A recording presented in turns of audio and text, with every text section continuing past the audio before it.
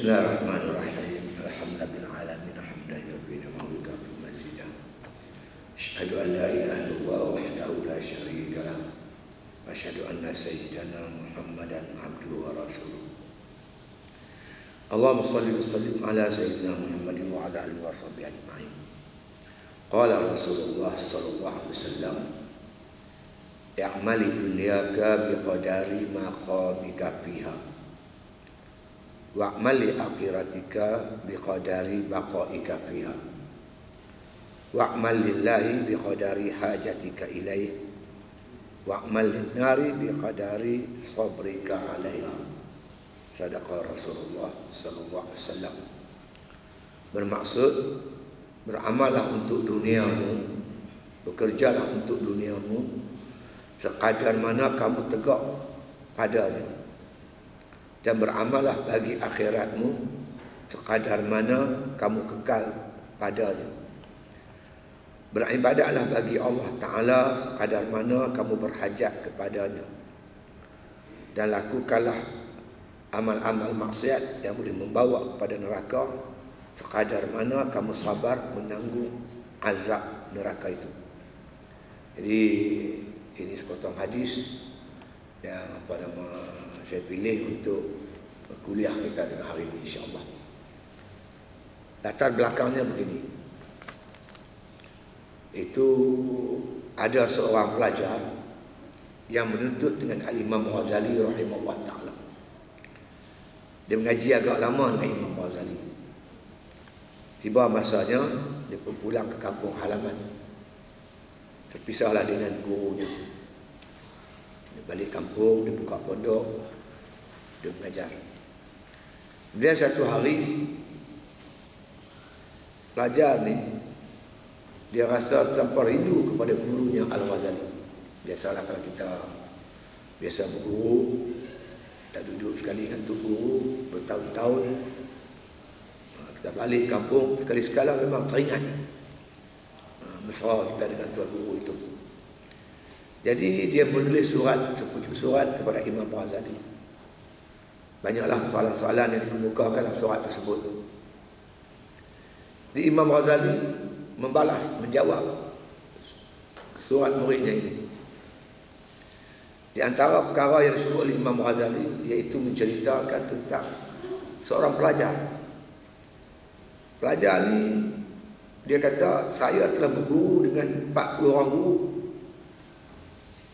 dan dengan mereka itu saya telah membincangkan kira-kira 4,000 hadis. Tapi hadis yang saya baca sebentar tadi itulah yang amat memberi kesan kepada kehidupan beliau. Kalau kita mengaji hadis, banyaklah ada hadis ni, tapi kadang-kadang ada satu di antara banyak-banyak itu yang cukup berkesan pada kehidupan kita. Jadi beliau kata daripada 4,000 hadis dia mengaji dengan 40 orang guru, maka sepotong hadis yang amat memberi kesan kepada kehidupan dia. Hadis itu berbunyi begini: "I'mal li dunyaka biqadari maqamika fiha."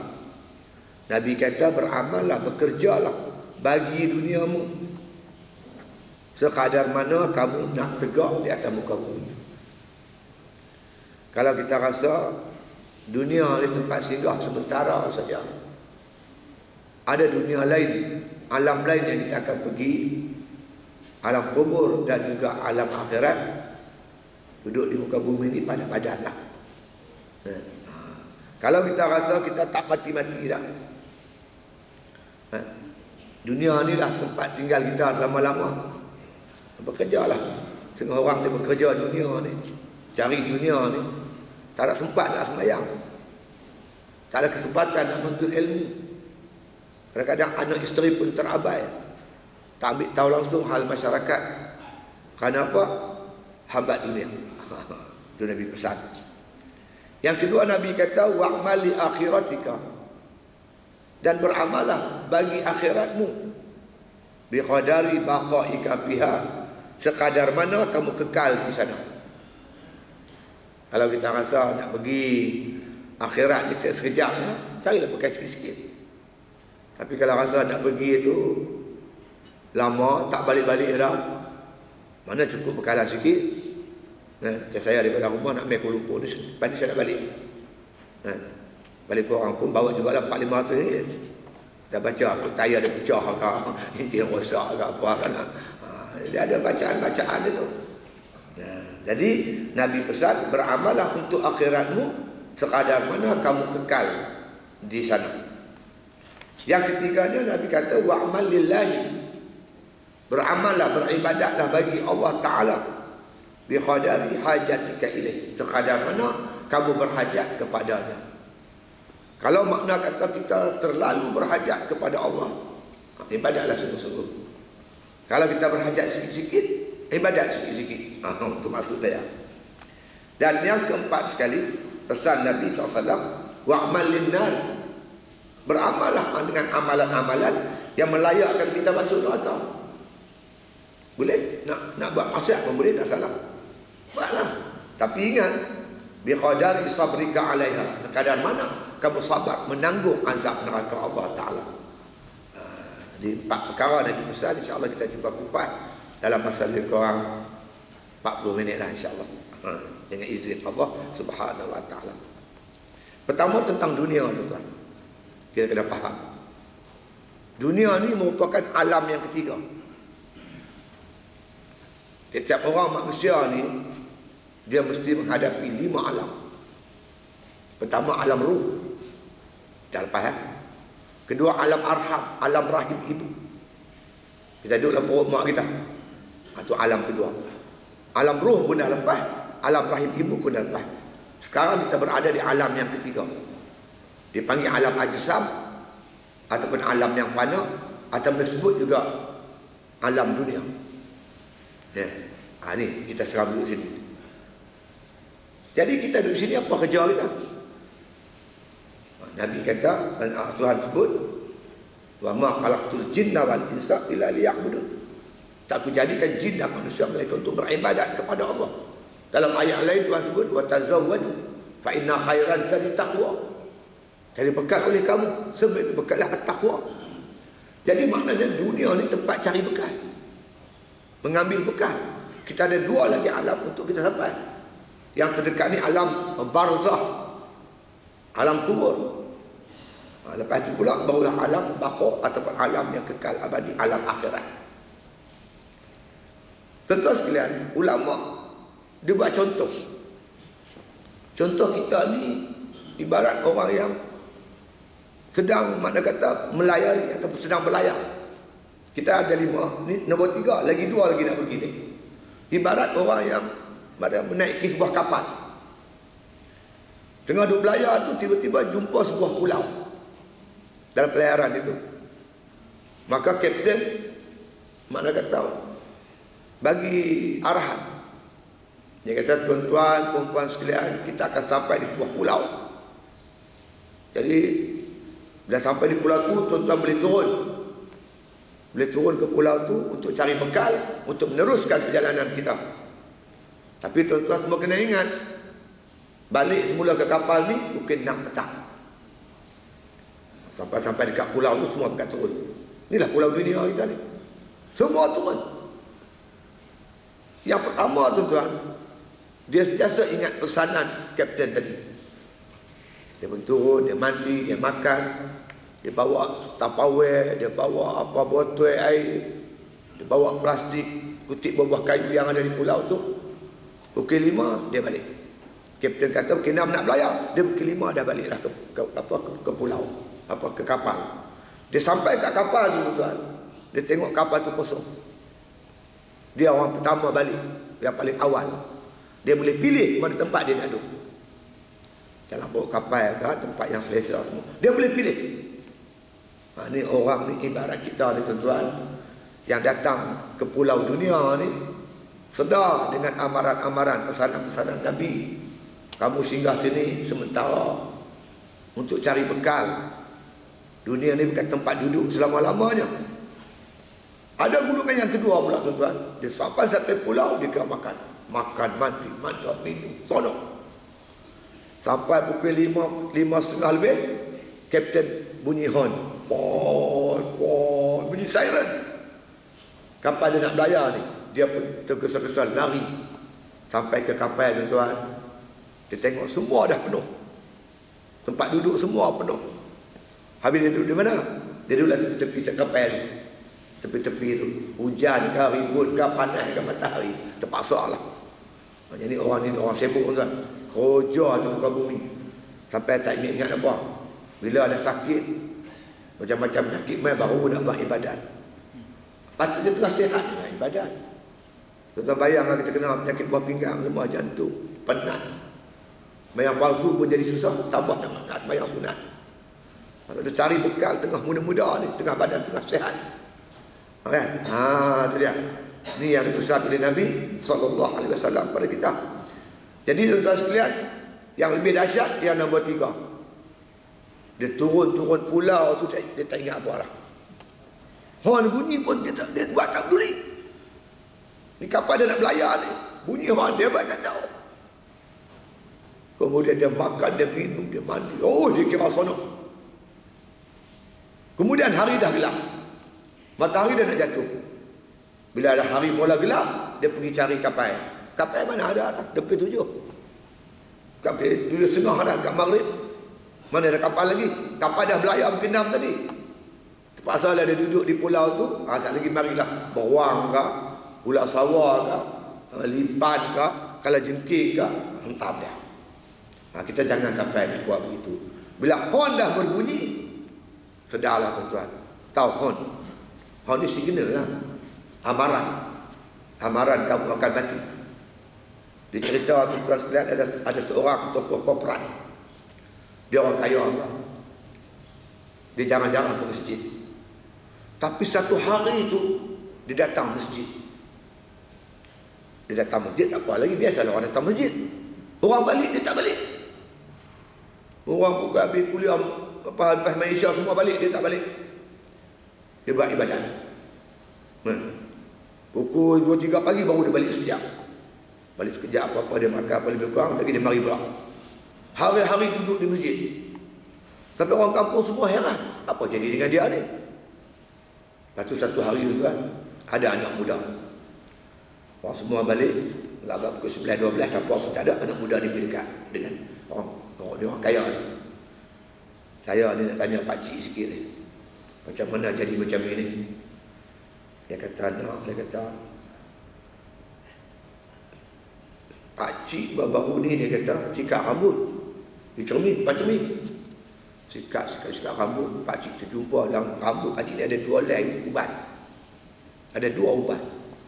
Dulu ni dia kata, pakcik biasa dengar orang ceramah. Kalau kepala ni dah ada ubat, tak lama lagi nak mati. Cerita ni tuan-tuan, ada dalam kitab Minhajul Abidin. Imam Ghazali menceritakan bagaimana seorang Nabi berkawan dengan malakal maut. Kancil punya kawan baik. Satu hari Nabi ni, dia kata dekat malakal maut, aku minta satu boleh tak? Dia nak minta sesuatu kepada malakal maut. Malakal maut kata, boleh, tapi syarat jangan minta tak cabut nyawa. Sebab cabut nyawa tu kerja aku. Kata Nabi ni, bukan minta tak cabut nyawa, aku minta sebelum ambil nyawa aku bagi signal. Bagi amaran. Oh, yang tu boleh. Malakal maut kata yang tu boleh. Sampai masa ketikanya, malakal maut datang. Kamu datang buat apa? Aku datang nak ambil nyawa. Kata nak bagi signal. Malakal maut kata signal dah lama sampai. Apa signal?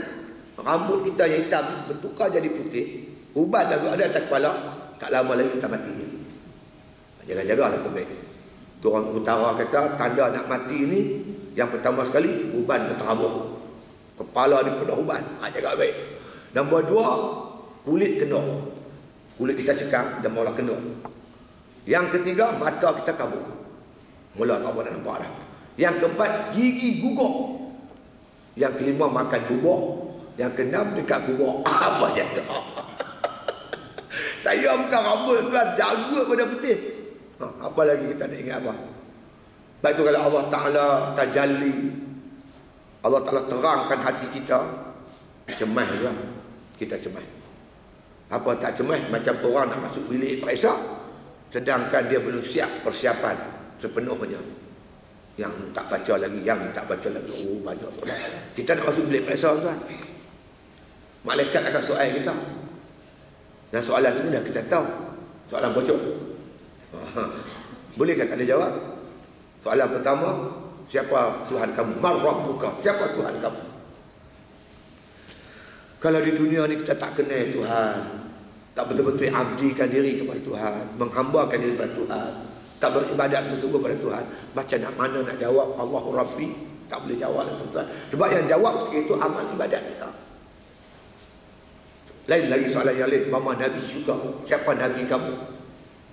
Kita tak kenal sifat Nabi, kita tak mau ikut sunnah Nabi, kita tolak ajaran Nabi. Macam mana nak jawab Muhammadun Nabi?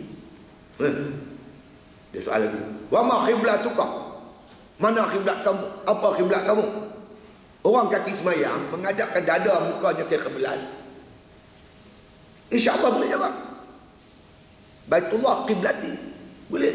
Tapi lagi orang yang tak pernah menghadapkan dada dan muka ke kiblat, macam mana nak jawab? Mereka tanya lagi, wa ma imamuka? Siapa imam kamu? Kalau orang yang baca Al-Quran, menjadikan Al-Quran makna kata panduan hidup dia, insya-Allah dia boleh jawab Al-Quran imami. Dia kalau tak langsung tak baca Al-Quran, nak jawab macam mana Quran imam kita? Katalah malaikat tanya. Malaikat tanya kita, wa ma imamuka? Siapa imam kamu? Katalah boleh jawab Al-Quran imami. Okey, malaikat kata, nak ambil Quran baca. Sudah kita. Biar kita tuan. Jadi jawapan itu tuan, makna kata melalui amalan kita. Jadi tuan-tuan sekalian, ingat, jangan kita lupa di dunia ini. Bukan maksud saya tak boleh kerja lah. Kita jadikan semua kerja-kerja kita, kerja buat kita untuk ibadat kepada Allah. Kita pergi bekerja, kita buka kedai, meniaga benda-benda yang halal. Kemudian matlamat kita tak boleh tak bukan kalau Allah bagi rezeki, kita dapat duit banyak lebih sikit. Di samping kita gunakan keperluan untuk keluarga kita boleh sumbang kepada masjid, surau dan sebagainya, anak-anak yatim, kepada sekolah-sekolah agama dan sebagainya. Jadi kerja kita tu matlamat dia untuk buat kebajikan terhadap diri kita dan kepada orang yang lain. Tak apa, tak ada masalah. Itu dia. Jadi tentu kena ingat bahawasanya dunia ini yang kita duduk ni sementara aja. Kita makin dekat kita meninggalkan dunia. Bukan makin jauh, makin dekat kita dengan akhirat, dengan kubur. Kemudian sabda Nabi SAW lagi, i'mali dunyaka wa'malil akhiratika bi qadari bahaika fiha. Beramallah, beribadatlah bagi akhiratmu sekadar mana kamu kekal di sana. Perjalanan jauh tak boleh disukat dengan kilometer. Sepanjang, tak ada, tak balik-balik dah. Tak boleh nak sukat dengan masa. Untuk kenapa kita bersama tuan-tuan, sebaik saja kita mati, telah diuruskan jenazah kita akan dimasukkan dalam kubur. Itu fitnah yang pertama sekali kita akan hadapi. Mengikut hadis yang agak panjang tuan-tuan, Nabi SAW pada satu hari dia masuk dalam masjid. Dia tengok ada sahabat-sahabat yang ketawa. Nabi kata, kalau kamu tahulah apa yang aku tahu, kamu lebih banyak menangis daripada banyak ketawa. Ketahuilah oleh sahabatku, Nabi kata. Kubur itu hari-hari bercakap. Kubur bercakap tuan. Cuma manusia dengan jin tak dengar. Lain daripada manusia, jin semua dengar. Kubur bercakap. Apa kata kubur? Nabi bagi tahu, kubur berkata, ana baitul wahdah, ana baitul ghurbah, ana baitul turab, ana baitul dud. Itu kubur ulang-ulang ucapan tu. Ana baitul wahdah, aku ni rumah yang sunyi sepi. Sunyi sepi, siapa tak ada, kita sorang-sorang yang duduk dalam tu. Ana baitul ghurbah, aku rumah dagang. Bayangkan kalau kita berdagang dengan negeri orang, seorang pun kita tak kenal, kita pula tak cukup, kewangan tak cukup, kita nak mengadu kat siapa? Kubur ni rumah dagang. Ana baitul turab, aku ni rumah yang penuh dengan tanah. Ana baitudud, aku ni rumah yang penuh dengan bulan. Ini kubur ulang. Seterusnya kubur berkata, wahai orang beriman dan beramal soleh, kamulah orang yang paling aku sayang dan kasih yang berjalan atas muka bumi Allah. Kamu tengok bagaimana aku layan kamu setelah kamu diserahkan kepada aku nanti. Sebaik saja tuan-tuan orang beriman, beramal soleh, diserahkan mayatnya itu ke dalam kubur, maka kubur sambut, ditarhib. Dia kata apa? Marhaban wa ahlan. Marhaban ni welcome, selamat datang. Dia tarhibkan kita, marhaban wa ahlan. Engkau ahliku, kau geng aku. Dan serta-merta kata Nabi, kubur itu meluaskan dirinya. Lapang dalam kubur. Dan Allah memerintahkan malaikat tebuk satu saluran dari syurga masuk dalam kubur si mayat tadi. Hingga tercium bau yang harum, sehingga mayat ni terlena, tak sedar apa. Sedar-sedar tuan-tuan, tiupan sangkakala yang kedua, dibangkit semula dari kubur. Itulah dikatakan nikmat kubur. Jadi kita kena fikir tuan-tuan, duduk bukan sehari dua, dah duduk beratus-ribu tahun pun ada dalam kubur tu. Tak hidup, belum lagi berlaku kiamat. Kita nak duduk bukan sehari dua. Allah lama tuan-tuan. Jadi sahabat-sahabat yang dirahmati sekalian, kubur berkata lagi, wahai orang kafir dan fasik dan zalim yang buat maksiat di atas muka bumi Allah, kamulah orang yang aku paling benci berjalan atas muka bumi. Kamu tengok macam mana aku nak balas kamu nanti. Sebaik saja orang kafir, orang fasik, zalim ni, yang buat maksiat ni, ditanam saja mayat dia, kubur kata la marhaban wala ahlan. Tak ada selamat datang, tak ada. Kubur serta-merta menghimpit si mayat. Himpitan kubur itu azab tuan, fitnah kubur. Nabi ketika menyebut kubur ni menghimpit si mayat, dia buat jari macam tu. Dia tunjuk, Nabi tunjuk isyarat tangan ni dengan tangan ni, dia buat bantu. Artinya tulang-tulang kita ni dihimpit. Peruk ni. Hai, kaki terseliuk bertakik. Dia macam mana kubur himpit. Dan dikata lagi oleh Nabi, Allah melepaskan 70 ekor ular yang berpisah. Ular ini pula Nabi kata, kalau sekiranya ular ini muncul atas muka bumi, disemburkan bisanya, maka bumi kena bisa itu takkan tumbuh-tumbuhan sampai hari kiamat. Hebat pembom atom di Hiroshima dan Nagasaki, sampai tempohnya tanam hidup balik. Ini tuan-tuan tak hidup. Tumbuhan apa-apa tak boleh hidup, kerana bisa ular itu. Dan ular ini kata Nabi akan mematuk si mayat. Pagi, petang, siang, malam dia patuk. 70 ekor. Wallahualam. Jadi kita nak bayang pun tak boleh lah tuan-tuan. Tapi itulah pesanan Nabi. Habis semua Nabi kata apa? Nabi kata al-qabru rawdatun min riyadil jannah au hufratun min hufarid niran. Kubur ini merupakan satu taman daripada taman-taman syurga, dan dia juga boleh merupakan satu lubang daripada lubang-lubang neraka. Wal-ayazubillah. Jadi oleh itu sahabat sekalian, ingat akhirat makna kata tempat kita. Kita akan kembali. Ramai kawan-kawan kita yang kadang muda pada kita lagi mati. Apa nasib mereka? Wallahu a'lam. Kita kena ingat dalam kubur gelap gulita. Sebab itu carilah bekalan. Antara bekalan yang cukup hebat tuan-tuan, iaitu baca Al-Quran. Quran itu tuan menerangi kubur. Allah menjadikan Al-Quran lana fi dunya qarina wa fil qabri mu'nisa. Ya Allah, ya Tuhan kami, jadikanlah kami dengan Quran ini. Mana kata di dunia itu qarina. Qarin apa dengan Quran? Sentiasa baca Quran. Jangan kata Hasan al-Banna, dia kata jangan kamu biarkan. Makna kata satu hari berlalu tanpa membaca Quran. Bacalah Quran walaupun semuka ataupun dua muka. Kalau sahabat-sahabat khatam Quran sehari semalam. Para tabi'in. Kita ni dapat baca semuka, dua muka pun kira-kira. Jangan tinggalkan satu hari berlalu tanpa kita membaca sebarang ayat suci Al-Quran Karim. Dalam kubur dia mu'nis. Dia jinak dengan kita. Dia teman kita. Fafil qiyamati syafi'ah. Pada hari kiamat Quran memberi syafaat. Quran tolong kita tuan. Dia bantu kita. Sehingga Nabi SAW menyebut syafaat Quran itu cukup kuat. Bahkan lebih kuat daripada syafaat para anbiya alaihi wassalam. Lebih power daripada syafaat para Nabi dan Rasul. Quran masih bersama-sama kita. Mana kita yang tak reti baca Quran, belajarlah, jangan malu. Tuan-tuan baca Quran. Kadang-kadang kita dengar orang baca Quran, tuan-tuan, kita dengar berpenat. Dia baca Al-Quran, dia batang pun dia ejar pun ni. Kita pun nak pening. Rupa-rupanya tuan-tuan, Nabi kata bersusah payah membaca Quran. Itu pahala cukup besar. Dia baca tu cukup susah. Kawan saya tu dia ejar betul. Tapi mai batang, dia lari klaim. Banyak juga. Abu Lai Samarkandi kata, barang siapa malu menghinakan diri dalam majlis ilmu, dia akan menelan kelas kejahilan sampai akhir hayat. Quran tolong kita pada hari kiamat syafaat. Wa ala sirati nura.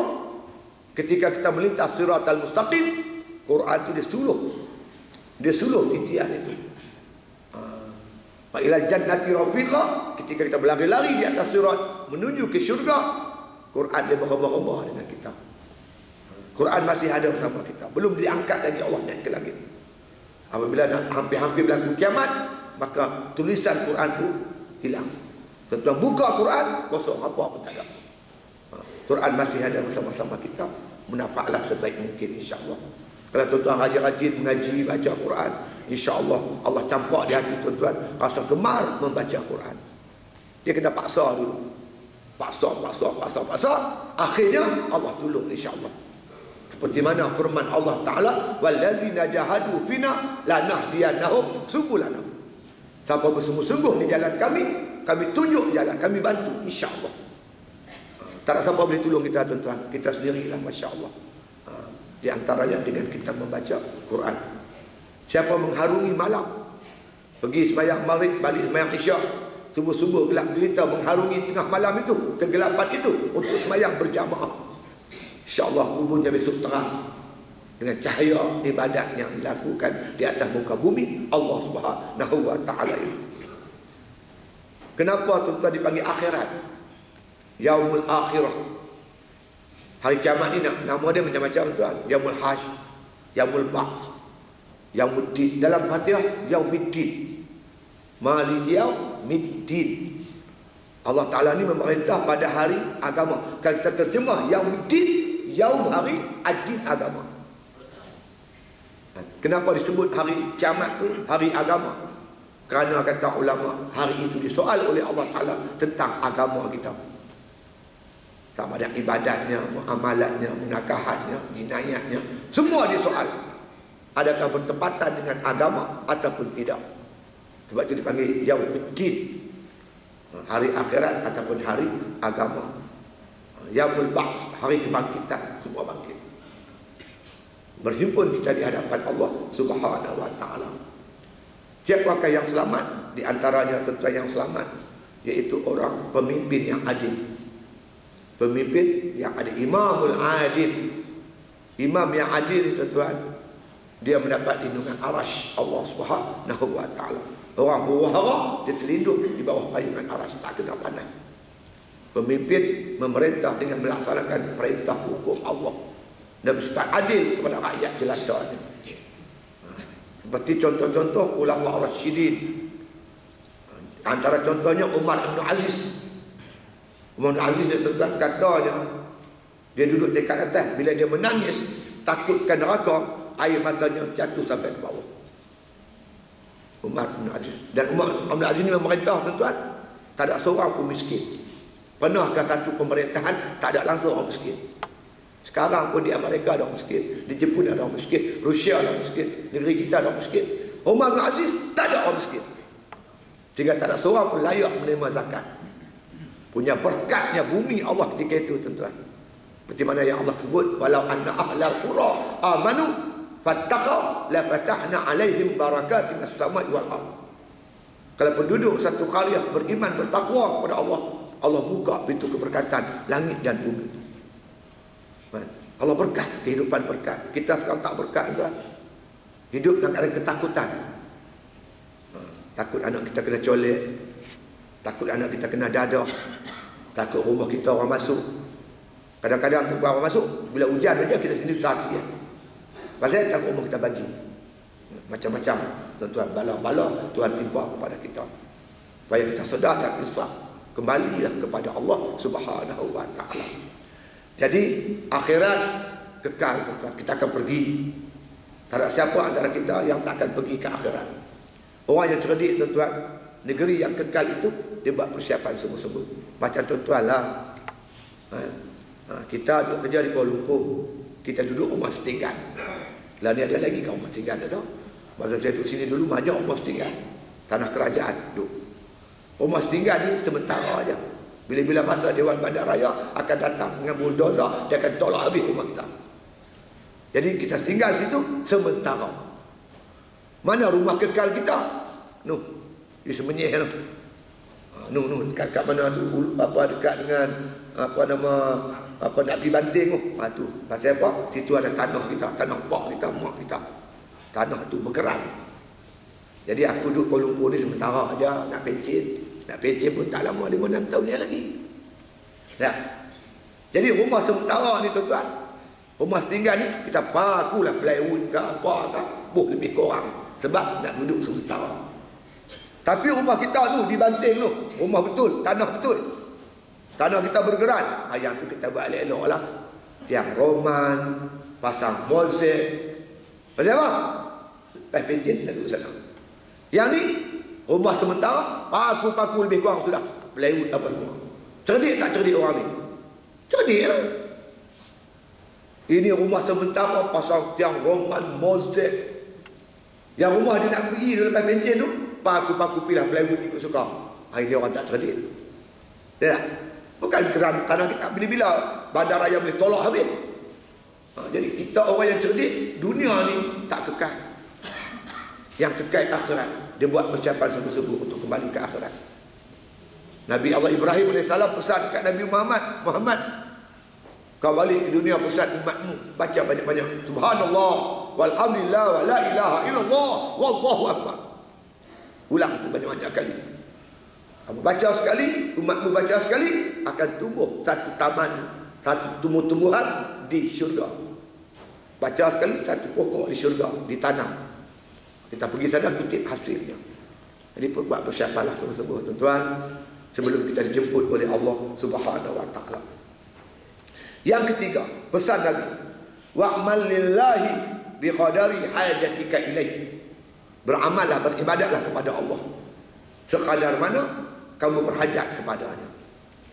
Allah berfirman dalam Quran, ya ayuhan nas antumul fuqara ila Allah wallahu wal ghaniyul hamid. Wahai manusia, kata Allah, kamu tu fakir di sisi Allah. Allah saja yang kaya lagi terpuji. Kita ni fakir. Makna fakir, berhajat sungguh-sungguh kepada Allah. Secara fizikal kita apatah lagi rohani. Tuan-tuan biasa tengok ada orang sakit buah pinggang. Saya sekali pergi melawat pusat dialisis. Berapa lama dia duduk atas bangku tu? Saya diberitahu 4 jam. 4 jam duduk atas kursi tu. Dulu tak tahu lah, dulu dia akan bagi tahu saya sekali cuci buah pinggang tu 250. Kalau 4 kali dah berapa ribu? 3,000 lebih.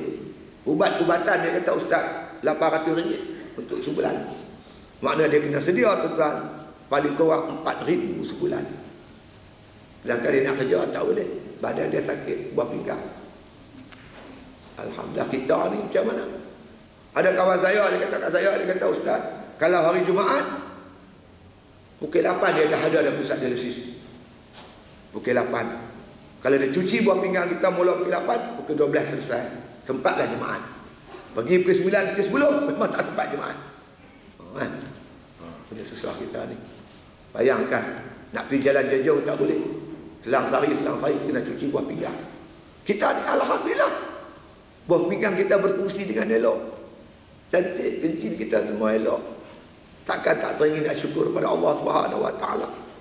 Tuan-tuan pergi belah IGN tu, tengok orang bermasalah jantung. Sekali operasi tuan-tuan, pembedahan jantung bukan puluh ribu, kadang-kadang bisa sampai ratus ribu pada paru-paru lagi. Kita ni alhamdulillah buat lagi. Syukur di atas nikmat Allah Subhanahu wa taala.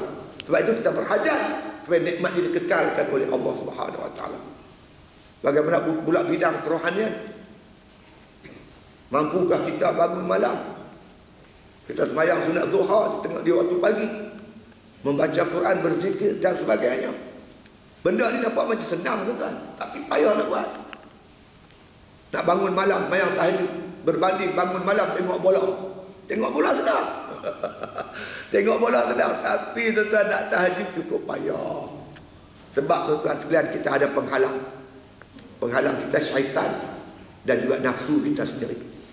Inna nafsa la'ammaratun bisu. Nafsu ni sebenarnya mengheret kita ke arah kejahatan. Syaitan, Allah kata, inna syaitana lakum aduwan fattakhuzuhu aduwa. Sungguhnya bagi kamu syaitan itu musuh, kena buat dia musuh. Nak lawan macam mana dengan syaitan? Syaitan kita tak nampak dia tuan. Dia nampak kita. Nak lawan kita buta, dia celik, teruk kita kena. Dia tikam tak kena aja, dia sepak tak kena aja. Syaitan ni. Yang kedua, syaitan dia bukan ada kerja. Dia tak gaduh nak pergi pejabat, tak gaduh nak buat bendang, tak gaduh bawa teksi, tak gaduh bawa bas. Kerja dia satu je, kacau kita. Sebab itu bersungguh-sungguh tuan-tuan, cuba belajar tengok macam mana nak lawan syaitan. Kalau ikut kitab Imam Ghazali rahimahullah ta'ala, dia kata dengan syaitan ni, dia kata ada apa cara nak lawan dia.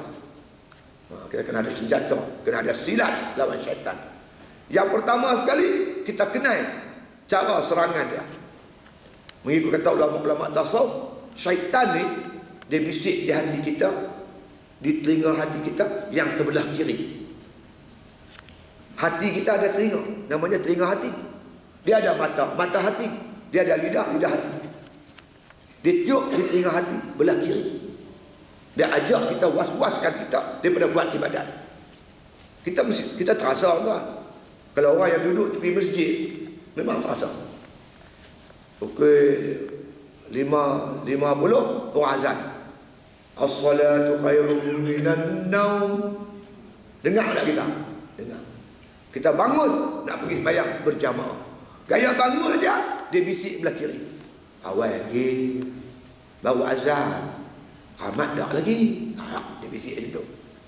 Kalau kita tak kuat tuan, kita kalah. Betul juga. Habis. Pejam balik. Sekejap lagi orang qamat. Orang qamat. Kita pun terjaga. Dengar bisikan cepat. Kalau lambat terlepas, cukup berjemaah. Itu bisikan malaikat. Nama malaikat tu malaikat muhib. Bisikannya nama Ilham. Gaya nak bangun. Alah, baru qamat. Pagi ni pagi Jumaat, tu imam baca surah Sejadah panjang. Ledak terus. Sedap-sedap matahari ni. Tuan ingat saja apa-apa yang tuan-tuan dapat kebajikan, datanglah setan. Setan tu nama setan haram jadah. Dan memang kerja dia kacau. Cukup dah Allah. Dia tak pernah berputus asa. Ada seorang pakcik tu, lepas saya khutbah di masjid di Sungai Petani, lepas Jumaat, dia main salam saya, pandang tepat muka saya. Meleleh yang mata dia. Dia peluk saya. Apa kena dengan pakcik dia ni? Kenapa pakcik? Ustaz khutbah tadi. Saya khutbah tuan-tuan tentang orang-orang yang nak menghadapi kematian. Bila kita tuan-tuan nak mati, kita menghadapi 6 perkara. Saya sebut dalam khutbah saya tu. Yang pertama tuan-tuan, mati kita tak tahu bila. Kita tak tahu bila kita akan diambil oleh Allah Ta'ala. Yang kedua, bila nyawa kita nak dicabut tuan-tuan, sakit yang amat sangat. Inna lil mauti sakarat. Sesungguhnya bagi kematian itu, sakarat ni artinya mabuk. Terlampau sakit, kita macam orang mabuk. Hilang pertimbangan. Sakit yang amat sangat. Yang ketiga, bila kita nak mati tuan, malaikat datang. Dia datang ikut, makna kata ikut kita punya amalan. Kalau amalan kita baik, kita beriman, beramal soleh, malaikat datang puji, bagilah kamu. Kamu duduk atas muka bumi, banyak ibadat kamu buat.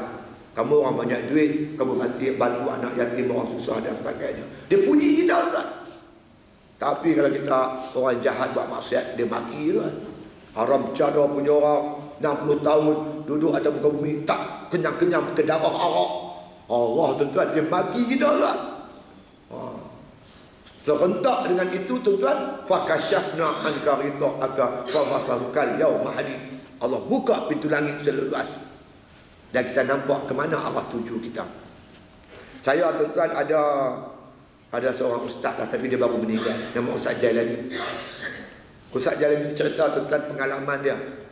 Dia ni kaki tangan jabatan pendidikan, tetapi dipinjam oleh jabatan Kementerian Dalam Negeri untuk pergi ke penjara Pudu ni dulu. Dia pergi penjara Pudu, penjara Taiping. Ini tempat dia berulang alik, iaitu dia ditugaskan untuk